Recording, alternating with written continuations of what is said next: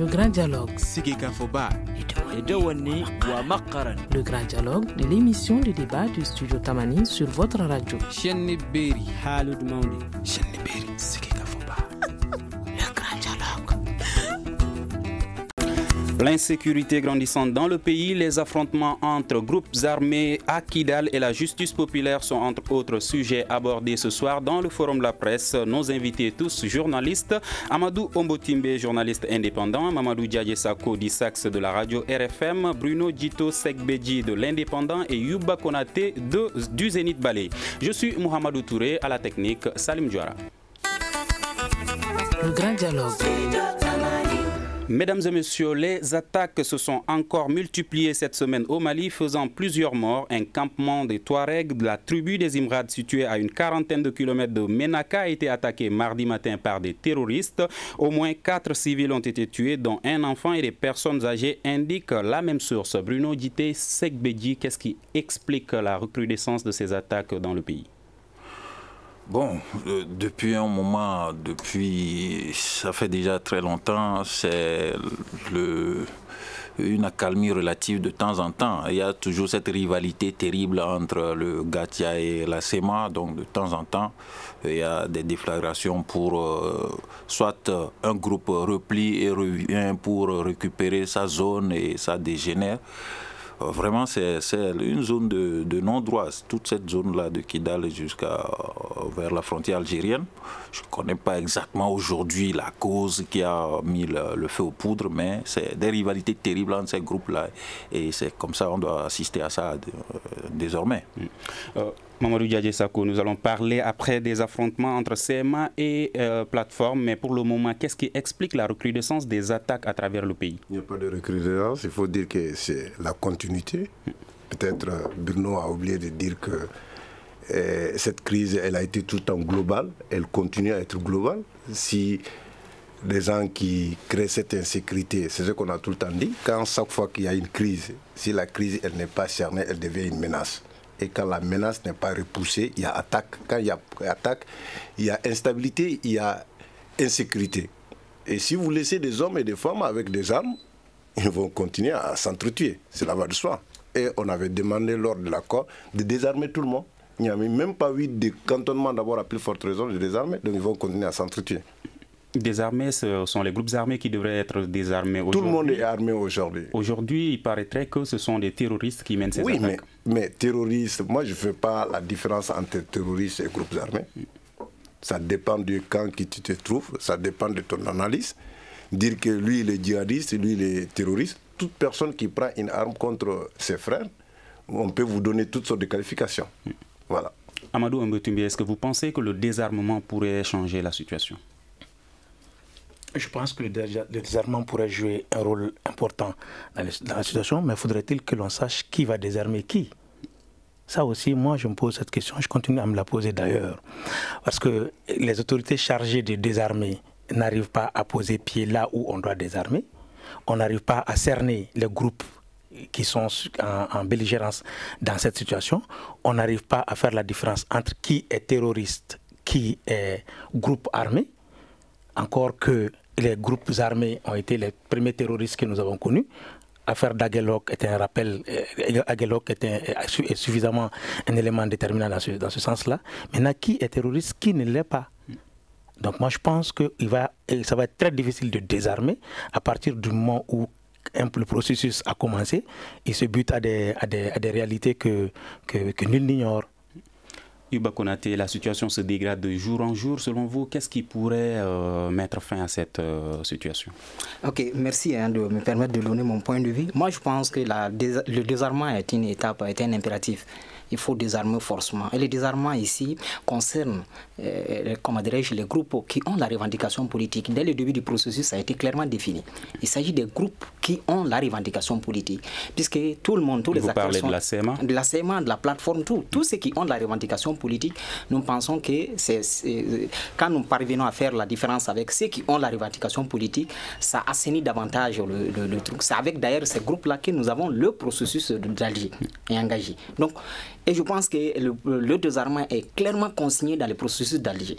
Maintenant, jusque-là, les différents acteurs ont été laxistes sur l'application de ces niveaux-là. Et c'est ce qui crée tout ce que nous avons comme problème aujourd'hui. Le désarmement est un impératif. Qu'est-ce que le désarmement va apporter?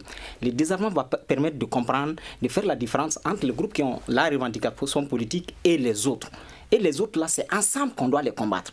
Et je pense que tant qu'on ne va pas en arriver au désarmement, ça va être très compliqué de voir clair dans le jeu. Puisqu'il faudrait d'abord qu'on identifie l'ennemi. Jusque-là, la confusion est tellement atteint des degrés qu'on ne sait même pas qui combattre.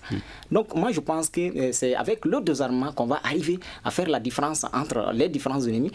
Maintenant, en dehors maintenant des forces qui seront autorisées, à savoir l'armée malienne et tous les autres, tous ceux qui vont être appréhendés sur le terrain avec des armes seront considérés comme des ennemis.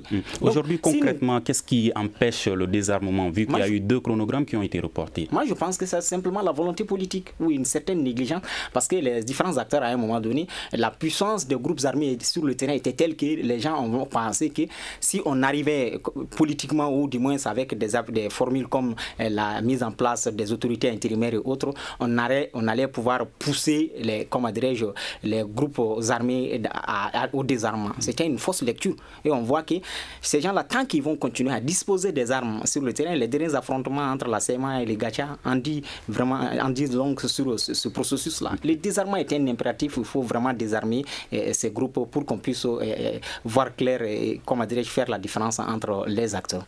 Mamadou Diadji Sako, par rapport au retour de l'administration à Kidal, il y a eu 2 chronogrammes reportés. Le gouvernement accuse les groupes armés s'accusent.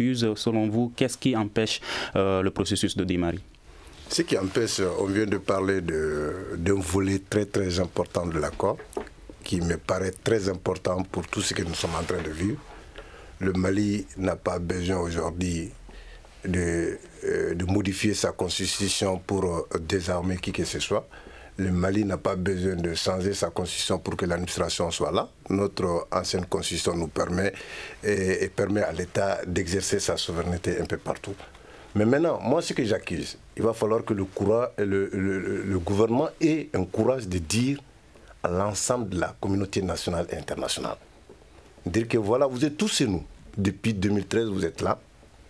Chacun essaie de jouer un rôle qu'il ne joue pas. Sinon, aujourd'hui, le monde entier est en train d'assister. On a été quand même dans un élan de grande solidarité. Tout le monde a voulu venir nous aider, mais au contraire, tout le monde est venu chercher son intérêt.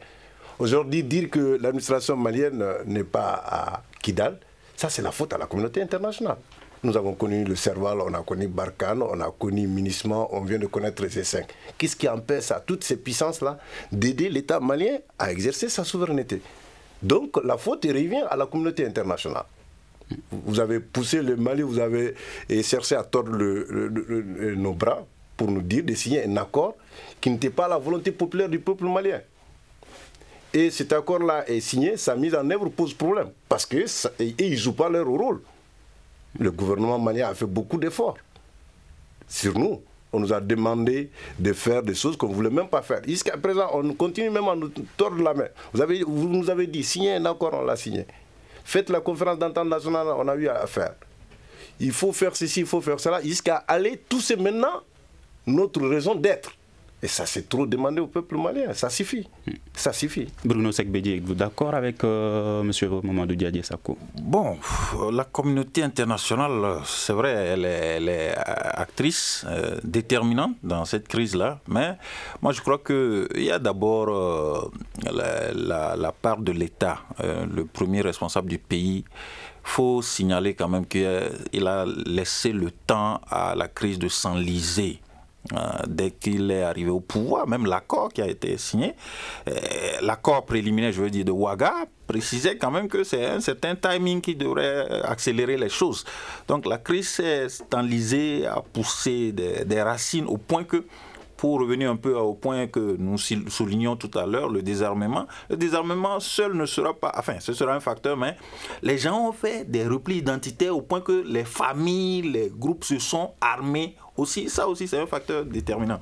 Donc ce qui fait qu'aujourd'hui l'État n'est pas à Kidal, moi je sais pas, l'État s'est affaissé, l'autorité de l'État est à terre au point que il manque ce courage-là pour aller avec dynamisme, avec détermination, pour forcer un peu les choses, pour que l'État aille s'installer avec l'administration, avec la force publique. C'est vrai que la communauté internationale va favoriser, mais en voyant cette détermination des plus hautes autorités, je crois que ça pourra être facile. Mais si on va de négociation en négociation, on n'ira que dans les agendas 20 juin, 20 juillet, 20 août, je sais pas, ce ne sera pas facile. Yuba Konaté, Mamadou Diadje Sako parle de la communauté internationale et Bruno Sekbedji qui parle de l'État malien. Vous, est-ce que... Moi, je pense que la responsabilité est d'abord nationale. Moi, je pense que la communauté internationale a un rôle carrément d'accompagnateur. Il nous accompagne. Mais quand vous regardez un peu l'évolution de cette crise-là que nous vivons aujourd'hui, c'est-à-dire juste après l'intervention de la force Serval, vous avez vu, nous avons fait presque 2 ans d'accalmie. C'est vrai, tout le monde a compris que les gars étaient sur le terrain, ils étaient en train de se réorganiser. Mais entre-temps, est-ce que nous, on a continué à nous réorganiser? Parce que pendant cette période-là, l'État du Mali et les Maliens de façon générale, on continue à vivre comme dans une situation normale. C'est-à-dire qu'on n'a pas compris qu'on était dans une situation d'exception et qu'on devrait faire le double ou le triple de ce que nous sommes en train de faire pour reconstruire notre armée.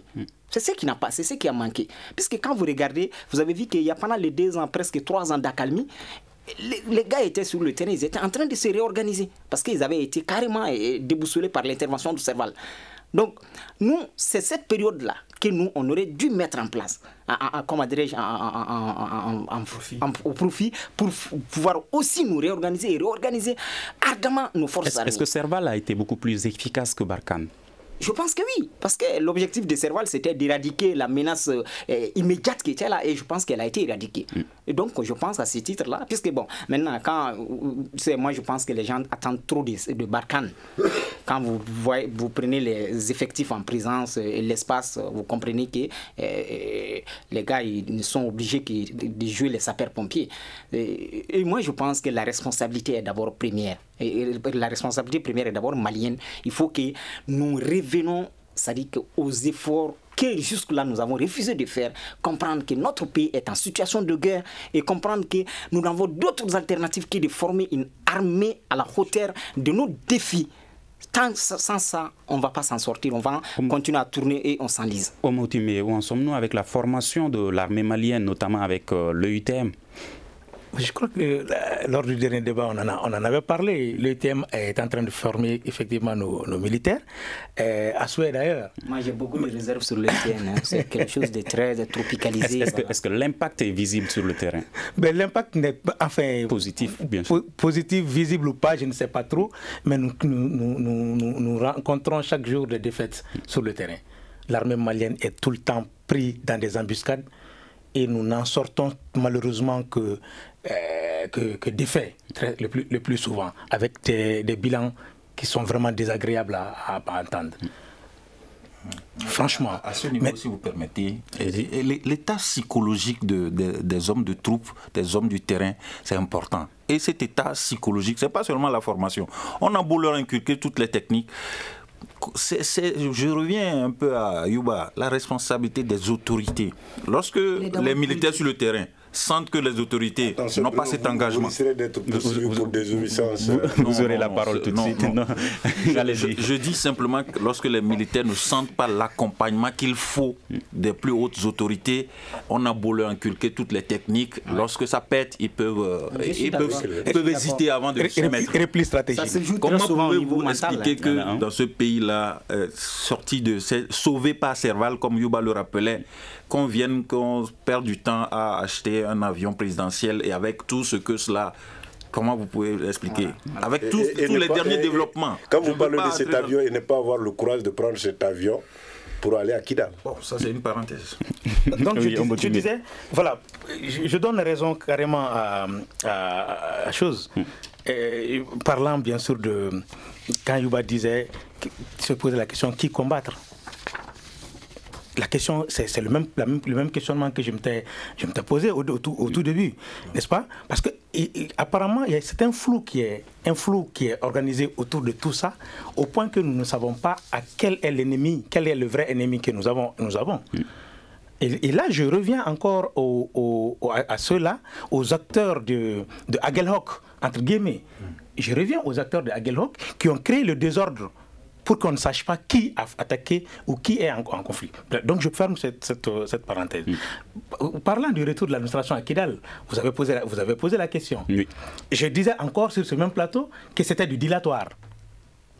Du 20 juin au 20 juillet, prochaine destination, 20 août peut-être, 20 septembre, et que sais-je encore. L'administration va retourner, mais il y a des préalables à faire. Tant que ces préalables ne sont pas gérés... les préalables comme C'est-à-dire que je vais ajouter, puisqu'il y a un risque. Le risque, c'est quoi? Avec le retour, comment dirais-je, désiré de l'administration, là, c'est que l'administration risque d'être confinée. Ils vont retourner, mais ils vont être confinés. Comme l'armée, une partie de l'armée qu'on va aller envoyer là-bas, les MOC tout de suite, elle risque d'être confinée. C'est ça le problème. À quoi bon d'amener les commandants, les gouverneurs et autres, aller les cantonner à Kidal, ils sont confinés, ils n'ont aucune marge de manœuvre et dire qu'ils sont là-bas. Les préalables à Kidal, tout le monde le connaît. Il faut qu'on restitue la ville de Kidal. On va rester à Kidal. Les affrontements ont repris entre la CMA et la plateforme. Qu'est-ce qui explique cette reprise des combats entre les deux groupes armés? Je le répète une fois de plus, la nature a horreur du vide. L'État est absent. La zone est une zone de non-droit. C'est un passage de la drogue, des armes, de tout. Il n'y a personne pour contrôler. Et quand les intérêts des groupes armés se chevauchent, ils vont aux armes. Tout est fait pour le contrôle de la route, de la drogue, ou des couloirs de la drogue et des armes. Point. Les trafics en tout genre. SEMA, Gatia, plateforme, même combat. Ils sont là juste pour se faire, bien sûr, la poche et gare à celui qui se met au travers, bien sûr, de leur route. Point final. L'arbitre à ce niveau devait être l'État malien. Dans sa souveraineté, l'État dit « je ne veux pas voir cette activité sur mon territoire malien, sur mon territoire, j'assume, l'État assume toutes ses responsabilités. » Lors du sommet du G5 Sahel, il y a le président français qui avait souligné que le président malien Ibrahim Boubacar Keïta avait promis de sanctionner ceux qui violeront l'accord. Je répète encore, le président Ibrahim Boubacar Keïta ne peut sanctionner personne, parce que lui-même n'existe pas en réalité. Le président de la République, en personne, en chair et en os, il est là, mais le président de la République, garant de la souveraineté nationale, n'existe pas. En tant qu'institution, n'existe pas. Ça fait mal aux gens quand on le dit. Ça fait vraiment mal aux gens quand on le dit. Mais lorsque le président de la République lui-même dit que rien ne va l'envoyer sur cette partie de son territoire, je dis que le président de la République, il est absent. Bruno, êtes-vous d'accord avec Ombotimbe? C'est vrai qu'il y a un certain défaitisme, ne serait-ce qu'il y a certains aspects qui ressemblent à de l'anecdote, mais c'est de la triste réalité.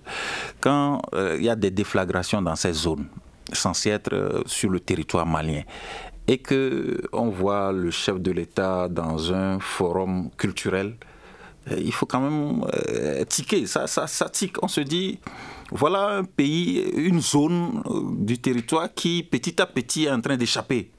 Aujourd'hui, à Kwazima, on a comme l'impression qu'on a abandonné. On se pose des questions. Quand on voit le chef de l'État ou bien les autorités qui ne sentent pas, on n'affiche pas cette détermination-là, on se demande, on est perplexe. Je ne te coupe pas. Avec Mamadou Diadje, je ne te coupe pas, Bruno. À Ménaka, il y a une dizaine de personnes. Ombotimbe, vous aurez la parole tout de suite. Il écrit et moi je parle beaucoup à la radio. Donc j'aime la parole. Allez-y. Mais maintenant, ce que vous posez comme problème, ça c'est prévisible, les mêmes causes entraînant les mêmes effets. Tant que ce qu'on a dit au début de ce débat-là, tant qu'il n'y a pas de désarmement, les affrontements vont continuer. C'est ce que l'autre là disait, le regretté Sada Samake. Il dit qu'il y aura tout le temps des attaques. Et lui, de son vivant, jusqu'à sa mort, il y a eu tout le temps d'attaques. Maintenant, ce que Ombotimbe voulait dire, un président de la République qui avait envoyé son premier ministre pour la revoir, en réalité ce qui se passe à Kidal, lui de son retour qui a été accueilli comme un héros, et à notre grande surprise, c'est ce dernier-là qui est poursuivi aujourd'hui. Et lui aussi, dans sa toute dernière déclaration, dit qu'aucune fanfaronnade politicienne ne va me pousser à prendre l'avion, qui a été la toute première priorité de son gouvernement, le prendre et aller à Kidal. Ça fait peur. Et l'une de ça également, là, votre grande institution qui est au-dessus de nous tous, parce que c'est elle qui nous permet de modifier, de changer, de faire tout ce qu'on veut avec notre loi fondamentale, nous parle d'insécurité résiduelle dans l'état actuel des choses. Ça fait peur, mon frère. Ça fait peur. Voilà. Yuba, vous voulez juste ajouter, quand le président Macron dit au président Ibeka d'assurer ce qu'on sanctionne. Il disait que c'est le président lui-même, Ibrahim Boubacar Keïta, qui a promis de sanctionner. Voilà, oui, mais le président ne peut pas. Ça veut dire qu'il y a une méconnaissance, ça c'est un scandale. Puisque c'est l'arbitre international de ce processus, il est là. C'est la communauté internationale, c'est l'aménagement, c'est l'Algérie. Il y a un arbitre international. C'est les Nations Unies, c'est pas le Mali. Le Mali était un acteur. Mais dès le début du processus, il avait dit clairement, et c'est prévu dans les clauses de l'accord, que des sanctions sont prévues pour ceux qui ne respectent pas les engagements. Moi, je pense que dès le début, on aurait dû appliquer ces sanctions-là. C'est ce qui a manqué. Pourquoi il n'y a pas de sanctions alors? Justement. C'est les laxismes qui continuent parce que les différents acteurs, à un moment, à un autre, vont dire, se sont entendus dire que non, en sanctionnant, est-ce qu'on ne peut pas amener ces gens-là à se radicaliser?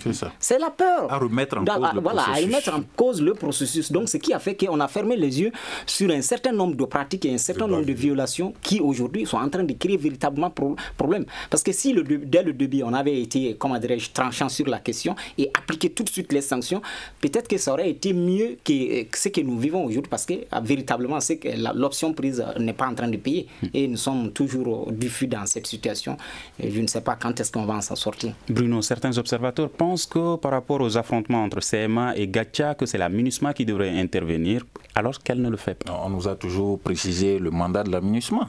C'est le mandat de la MINUSMA, c'est pas c'est de faciliter la mise en œuvre de l'accord, du moins le dernier mandat renouvelé là, c'est faciliter la mise en œuvre, l'aspect politique de. Maintenant que des acteurs signataires de l'accord s'affrontent, ils ont violé le cessez-le-feu, sanctions, il doit y avoir des sanctions. Mais la communauté internationale devrait s'allier à l'État malien pour la mise en œuvre de ces sanctions prévues par. Il se fait que l'État malien est tellement faible que la communauté internationale même va se mettre à réfléchir. Si on doit diligenter ces accords-là, on remettrait tout à zéro. Parce que, comme Yuba le disait, les groupes armés là, se radicaliseraient et quitteraient le processus. Et donc, on reprendrait tout à zéro. Donc, ça fait que finalement, ces sanctions-là apparaissent comme un épouvantail. On leur montre, on va vous sanctionner. Finalement, ils s'accoutument. Ils se disent, oh, les gens-là, c'est des bons plaisantins. Ils disent, ils vont sanctionner, ils ne peuvent pas. En quoi ils peuvent... Donc, finalement, on tourne en rond. Ombotime, est-ce que vous pensez également que la MINUSMA ne peut pas intervenir par rapport aux affrontements entre CMA et Gatia? Non, moi, je m'en tiens au mandat de la MINUSMA. Et Bruno l'a tantôt rappelé tout de suite, la MINUSMA ne peut pas être une force tampon, peut-être, je ne sais pas, d'intervention en faveur d'un groupe ou d'autre.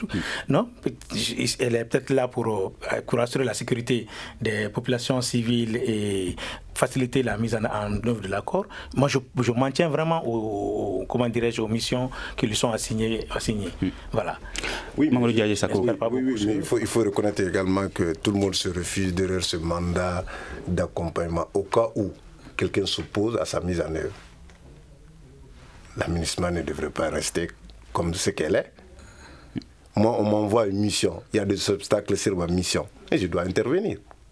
Dire que la MINUSMA aujourd'hui n'a qu'un mandat d'interposition et un mandat de stabilisation. Et celui qui déstabilise, il faut qu'on se pose maintenant ces questions-là. Celui qui déstabilise, celui qui s'oppose à la mise en œuvre d'un accord, signé en bonne... Personne n'a été obligé. Il y en a qui ont signé le 15 mai, d'autres ont signé le 20. Et ce 20 se répète là. Donc, si toi-même, ce que tu as signé, tu n'arrives pas à l'honorer, on doit te sanctionner. Voilà, donc l'État malien doit être accompagné dans l'application, la MINUSMA et la CEMA, la plateforme. Tout le monde doit être accompagné. Alors, est-ce que vous pensez que le mandat de la MINUSMA actuelle devrait évoluer ou que ce mandat même devrait lui permettre d'intervenir? Ce mandat doit lui permettre d'intervenir. Du moment que je suis là pour la mise en œuvre de quelque chose, il y a des obstacles, il y a des oppositions. mais je dois intervenir. On n'a même plus besoin de renouveler, de prendre un mandat spécial pour ça. Yobba, qu'en pensez-vous? C'est que moi, pour ce qui est du mandat de l'aménagement, moi je pense qu'il y a une clarification à apporter. Puisque jusque-là, finalement, on ne comprend même pas ce qui se passe. Parce qu'à un moment, moi je me rappelle très bien, il y a un an de cela, on avait espéré, le ministre des Affaires étrangères à l'époque avait fait un déplacement à New York au Conseil de sécurité pour obtenir un mandat plus fort. C'est-à-dire placer le Mali sous chapitre 7 à un moment. Moi, je pense qu'à un moment donné, tous les acteurs avaient pensé que c'était un acquis. Bon, qu'est-ce qui se passe? Donc, peut-être qu'il y a une clarification. Il faudrait que l'administration, elle aussi, communique sur ces aspects-là. Parce que les populations continuent à se poser des questions. Quand il y a de tels niveaux d'affrontement entre les différents acteurs et que l'administration reste en dehors du tout, bon, les gens se posent des questions. Alors que nous, on a cru comprendre à un moment donné que l'administration avait été renforcé, que le Mali était sous chapitre 7, ce qui, normalement, devrait le permettre d'intervenir à tout bout de champ et d'anéantir toutes les menaces qui s'attaquent au processus. Et ce qui n'est pas le cas aujourd'hui. Donc, peut-être que les responsables de l'administration sont interpellés pour qu'ils disent qu'en est-il du chapitre d'intervention du Mali. On ne comprend pas. Voilà. Ombotimbe, la situation est calme aujourd'hui sur place à Kidal de source locale, mais il y a toujours des tensions. Alors, qu'est-ce qui pourrait mettre fin à ces affrontements? J'ai vraiment pas de réponse à ça. Qu'est-ce qui pourrait mettre fin à ces affrontements? C'est juste le bon sens des deux parties. Malheureusement, est-ce que ça va prévaloir? C'est la question que je me pose. Avez-vous une réponse? Oui, ce qui peut mettre fin, il va falloir se dire d'abord qui est roi à Kidal. C'est l'État malien et la communauté internationale qui peuvent mettre fin à ça. C'est de dire à tout terroriste, à tout bandit, de rentrer à la maison, c'est tout. C'est l'État. C'est l'État. L'État a ses amis, et ses amis sont entre autres la communauté internationale. C'est l'État, pas en formant des milices. Il faut que l'État ait le courage de ne pas se cacher derrière une milice pour ramener la paix à Kidal. Non, non, c'est l'État qui doit maintenant taper sur la table. Voici ce que nous avons fait. Nous prenons la communauté nationale et internationale à témoin de la signature de l'accord à nos jours. Voici les actes posés par l'État malien. Et de taper sur la table toute personne qui va s'opposer maintenant à son application, de les sanctionner. Il faut qu'il y ait des sanctions. C'est les sanctions, mon frère, qui pourront amener la stabilité et la paix à Kidal. Alors, nous allons parler de la justice populaire qui devient de plus en plus récurrente dans le pays. Cette semaine encore, 2 braqueurs ont été brûlés vifs au marché Sougounikoura de Médine à Bamako.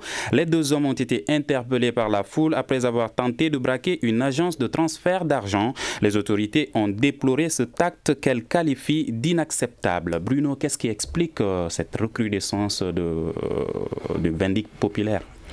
Bon, c'est des causes multiples selon moi.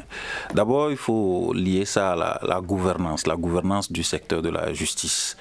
Je crois que l'être humain, avec son instinct de conservation, son instinct de survie, est prêt à réagir face à toute agression. Maintenant, l'État, toujours on revient à l'État, on va nous faire le procès d'être en train de faire le procès. Si l'État, avec son mécanisme judiciaire, n'arrive pas à sanctionner à hauteur de souhait. Je prends un exemple simple. Lorsque il y a des cas de vol et que des gens constatent après que ça a été géré avec laxisme, les présumés interpellés se sont retrouvés après libres. Bon, ça pousse les gens à développer ce penchant d'autodéfense et à régler les comptes. Donc cette justice privée-là se développe comme ça parce que les gens n'ont plus confiance à l'État. Donc je crois que la gouvernance y est pour quelque chose. Ensuite, j'ai comme l'impression qu'il y a un malaise au sein de la population, que c'est tendu. Potentiellement, les gens sont... Avec tout ce qu'on vit, il n'y a pas véritablement de succès au plan de gouvernance sociale, les denrées, les prix. Donc, les gens sont prêts à se régler les comptes rapidement. Donc, si tu es malheureux, tu as été découvert comme voleur, rapidement, ton sort est réglé, on te jette l'essence, on te brûle. Donc, je crois que c'est lié un peu à la gouvernance et puis il faut former les gens. La justice doit faire son travail, quoi. Yuba, est-ce que vous pensez aussi que les raisons sont la mauvaise gouvernance, la corruption? Il n'y a rien à faire, c'est juste ça. Et aussi, comment dirais-je, c'est-à-dire que tout le manque d'autorité de l'État. Et quand quand vous prenez aujourd'hui ce qui s'est fait, le ministre de la Justice, les effets d'annonce surtout, quoi. Vous voyez, le ministre de la Justice, depuis Mopti, a réagi à cette situation, a dit clairement qu'il va demander au procureur d'instruire une situation et de prendre les images et de retrouver. Mais vous allez constater que rien de tout cela ne sera. Donc, ce qui fait que les gens, il n'y a rien en face. Les gens ne respectent rien parce que quand vous êtes en faute, il n'y a pas de sanction, vous n'êtes rattrapé par rien. Donc, les gens peuvent continuer à, comment dirais-je, à agir impunément. C'est ça le problème. Et puisque la première responsabilité est celle de l'État. C'est l'État qui doit, comment dirais-je, veiller à la sécurité de tout le monde, de tous les Maliens. Donc, quand cette responsabilité-là faillit tout de suite, il y a, comment dirais-je, des brèches qui s'ouvrent, les gens s'engouffrent là-dedans. Et c'est, comment dirais-je, ça s'illustre par des dérapages de la sorte. Et je pense que l'État a tout intérêt à répandre. Parce que si vous me permettez, je vais faire une petite parenthèse par rapport à la réaction de... J'ai dit, quand vous regardez un truc, par exemple, pour ce qui est de la réforme de l'armée, mais de 2013 à aujourd'hui, on aurait peut-être... Tous les Maliens auraient été, comment dirais-je, la communauté internationale, tout le monde allait comprendre que nous sommes véritablement en train de changer quelque chose. Si on avait vu, par exemple, une nouvelle unité combattante au Mali, c'est-à-dire que de 2000, 3000 hommes, des gens aguerris que tout le monde les reconnaît, a dit, ah non, ces gens-là, attention. Mais rien de tout cela. Bon, voyez, je m'excuse, mais c'est ce que je voulais vraiment ouvrir la parenthèse. Ok. Alors, Ombotimbe, par rapport à la déclaration du ministre de la Justice à Mopti, il a promis des mesures. Il a également déclaré qu'il y a certaines personnes qui abusent de leur liberté. Qu'en pensez-vous? Oui, quand l'individu abuse de sa liberté, c'est qu'il ne voit rien au-dessus de sa tête. Il ne voit rien, Yuba l'a dit, il ne voit rien au-dessus de sa tête. C'est ce qui fait que l'individu abuse de sa liberté.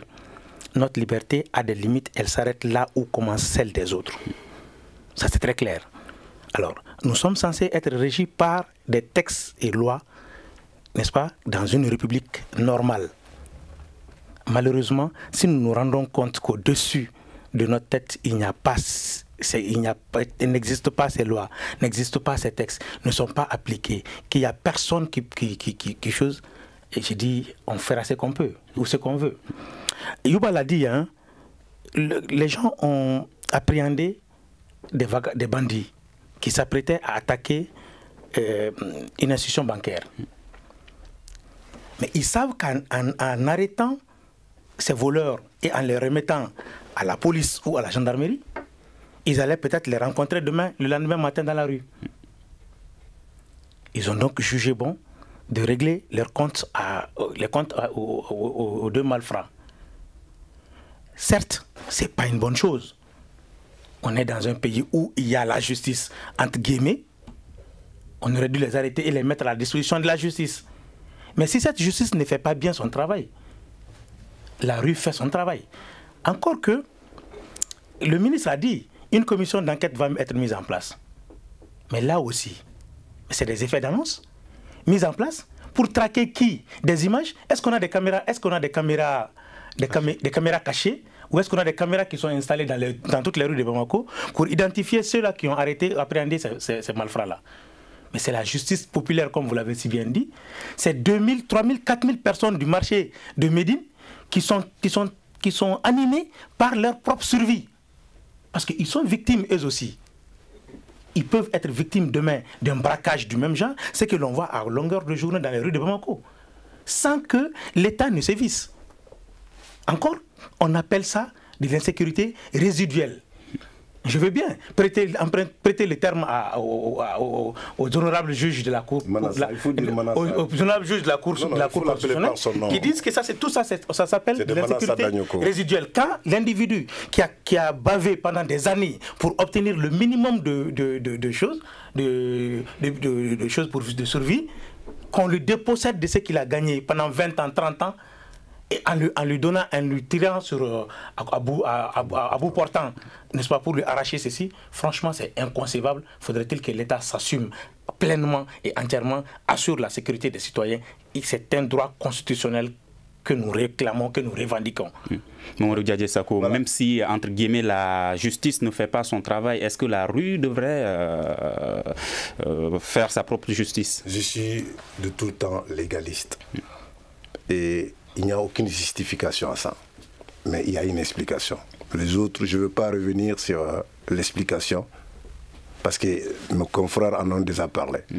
Mais il n'y a aucune manière qui peut justifier ça. Mais cependant, ne mettez pas votre peuple dans une situation de nécessité et de légitime défense, comme Omotimé l'a dit. Si vous laissez vos populations assurer leur propre sécurité à se rendre justice, c'est très grave. Parce que la justice, c'est le dernier rempart. Le maillon fort d'une démocratie, c'est la justice. Il va falloir qu'elle soit juste, qu'elle soit équitable, qu'elle soit disponible. Mais ce qu'ils ont dit, mais c'est grave. C'est grave, ce que nous vivons dans ce pays-là aujourd'hui. Et on ne fait pas de l'apologie du terrorisme, du djihadisme, du banditisme, du crime. Mais il ne faut pas pousser que les gens arrivent à croire que certaines choses restent impunies dans notre pays. Il ne faut pas cultiver, il ne faut pas enseigner la culture de la violence. Mettre en tête des gens comme quoi on peut faire ce qu'on veut. Et souvent, vous voyez en longueur de journée, c'est là qui prennent des armes, que c'est ceux-là qui sont plus protégés que ceux-là même qui doivent être protégés. L'État a l'obligation aujourd'hui de protéger tous les Maliens. Et c'est dommage, comme Omotimé l'a dit, on doit rectifier. Parce que tout ça là, ça est en train de nous montrer qu'effectivement, l'insécurité, elle n'est pas résiduelle. Elle est là, elle est menaçante. Et si elle n'est pas cernée, nous serons dans l'instabilité totale et nous serons dans l'insécurité totale. Et on ne va plus parler de résiduel, parce qu'il n'y a plus de résidus. Voilà. Bruno, avant de vous donner la parole... Juste à ajouter, tout le monde a déjà parlé de cela, l'État doit inspirer la confiance, quoi. J'ai comme l'impression qu'avec la crise aussi, hein, cette justice populaire qui se développe, c'est un peu, de façon lointaine, c'est lié aussi à la crise. Quand des citoyens observent de loin, sur le théâtre de Mopti, etc., que des gens sont attaqués, on arrache des bétails, etc. Et que l'État, bon, par des communiqués, on est tellement habitué, on a tellement été abreuvé de communiqués, l'État condamne énergiquement, ou ouvre une enquête pour... Et après, c'est fini. C'est le fiasco. Il y a eu des attentats jusqu'à Radisson. Il y a eu des enquêtes. Je ne sais pas s'il y a eu vraiment des... Donc l'État annonce, comme est-ce qu'il est même possible de sanctionner les personnes qui ont fait puisque ça a été fait par une foule? Il doit avoir cette volonté politique de sanctionner. Avec l'avènement du président de la République, je me rappelle lors de la prestation de serment, le 4 septembre au CICB, son discours annonçait déjà que plus jamais personne ne sera au-dessus de la loi. Le discours avait tellement porté la salle... Musclé. Mais après, dans les faits, personne ne sera au-dessus de la loi. Mais après, on a vu des choses. Un tigre en papier. Dans les cas de gouvernance. Moi, je reviens les enquêtes de Banconi. Avec l'effet de l'avion. Mais il y a eu, les journaux ont tellement publié des choses, mais des gens cités, je dis cités, présumés, innocents, mais ont été promus. Plutôt promus. Donc rien ne nous a dit qu'ils ont été blanchis ou pas, mais ils ont été promus. Ils sont aux affaires, on les voit. Donc quand les gens voient ça, les gens, le Malien lambda voit ça, il va se dire, ben, tout est permis dans ce pays désormais. Donc, il n'y a aucune sanction. Nous avons quelques minutes pour parler de tentatives d'assassinat et de menaces de mort. On a vu Maréchal Madou qui a échappé à une tentative de meurtre en recevant une balle à la poitrine. Également, sur les réseaux sociaux, on voit fréquemment des personnes signaler qu'elles ont reçu des menaces de mort. Monsieur Ombotimbe, qu'en pensez-vous? Très bonne question. À longueur de journée, les citoyens sont inquiétés. À longueur de journée. Et d'ailleurs, les gens ne s'en cachent plus. Quand des hauts responsables de ce pays, sur des plateaux de télévision, disent « on connaît chez vous », c'est quand même préoccupant. À la grande mosquée de Bamako, les fidèles ont dit « le sang va couler, le sang a coulé ».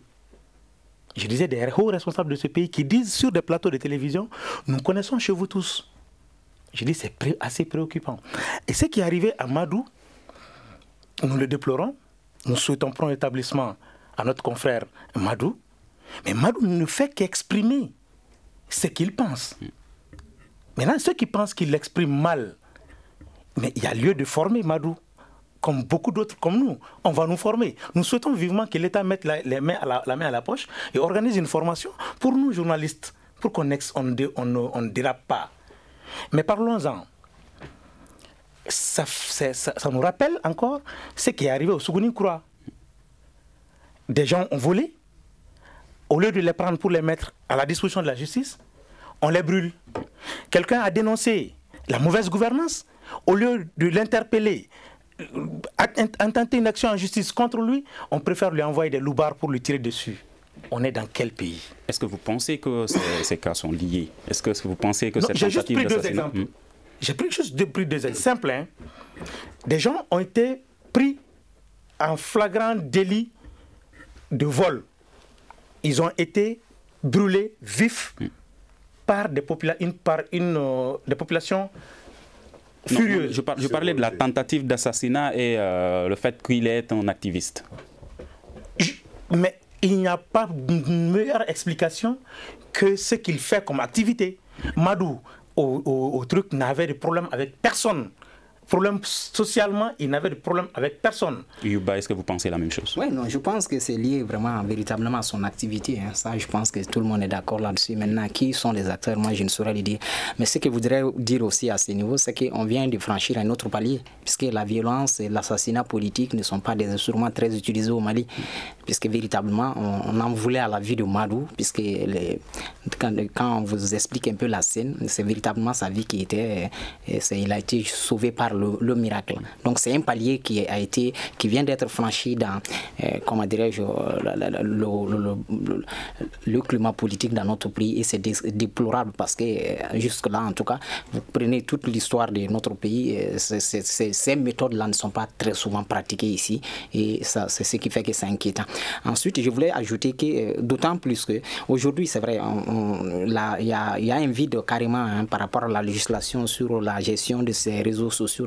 C'est vrai, mais il est important de comprendre que autant vous avez des réseaux sociaux qui aujourd'hui sont en train de s'attaquer au pouvoir, autant il y a des acteurs de ces mêmes réseaux sociaux qui défendent avec les mêmes méthodes le pouvoir en place. Donc si on regarde un peu de près, c'est un peu équilibré. Donc je ne pense pas que vraiment s'en prendre physiquement à la vie des gens comme ça soit une solution pour les uns. De toutes les façons, Malou saute aujourd'hui, il y aura demain un autre Malou, c'est comme ça. Tant que l'injustice et tout ce que nous avons déploré comme entorse à la démocratie, au développement, à l'inégalité des chances entre les gens vont continuer à s'exprimer et il n'y a rien à faire pour ça. Et c'est ce que les gens, les tenants du pouvoir doivent comprendre. Ce n'est pas des questions de personnes, c'est des questions de structuration de la vie. On a tout intérêt à ce qu'on organise pour que notre vie ça s'améliore et qu'il y ait plus de justice et d'équité sociale. Par rapport à ces personnes qui disent recevoir des menaces de mort, est-ce que les services de renseignement ne peuvent-ils pas aider à identifier les auteurs de ces menaces? Non, mais les menaces, là, on n'a pas besoin de les identifier. Comme Moutimé vous l'a dit tout de suite, là, c'est public. Et moi, je ne vais jamais sortir de mon schéma. Il y a crise, il y a menace, il y a attaque. On sait qui a menacé. Et jusqu'à présent, il n'y a pas eu une enquête par rapport à ça. Des gens ont menacé publiquement. C'est pas des super-hommes. Hein. Non, même au téléphone, les numéros non, laissons les téléphones. Mais il y a eu des menaces publiques. Des hommes publics ont menacé les citoyens maliens. Toi, aujourd'hui, tu n'es pas en sécurité, mon frère. Moi non plus. Personne n'est en sécurité dans ce pays. Et il y a eu des menaces publiques. C'est pas parce qu'on t'a appelé comme l'autre là Yuba voulait dire, par téléphone masqué. Non, non. On a dit le sang va couler. On a dit on connaissait vous. Donc ils vont attendre jusqu'à ce qu'on aille nous chercher chez nous pour qu'il y ait enquête. Non mais ne faisons pas le médecin après la mort. Pourquoi ces menaces sont faites et l'État, la justice ne réagit pas? Bon, c'est toujours lié à la crise. Je disais tantôt que les nerfs sont à fleur de peau. Les gens sont tellement sur les nerfs que les gens finissent par dire beaucoup de choses. Je compatis à ce qui est arrivé à Madou, mais il faut aussi que cette occasion nous permette de souligner quelque chose. Yuba l'avait dit, le phénomène d'activistes. Il faudrait que l'État canalise un peu. Parce que, pas pour justifier, mais c'est trop facile que des gens s'attaquent à des personnes, des personnalités dans leur dignité.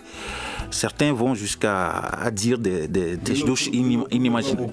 Merci beaucoup. Et c'est ce qui met fin à ce grand dialogue, ce forum de la presse de ce jour. Nous avions comme invité 4 journalistes, Amadou Ombotimbe, Mamadou Djadje Sako di Sax, Bruno Djito Sekbedji et Yuba Konate. Je suis Mohamedou Touré à la présentation, réalisation Fatoumata Togola, à la mise en onde de Salim Diouara, régie vidéo assurée par Mamadou Ouattara. Merci et à demain pour un nouveau numéro du débat de Studio Tamani. Le grand dialogue. Le grand dialogue de l'émission de débat du Studio Tamani sur votre radio.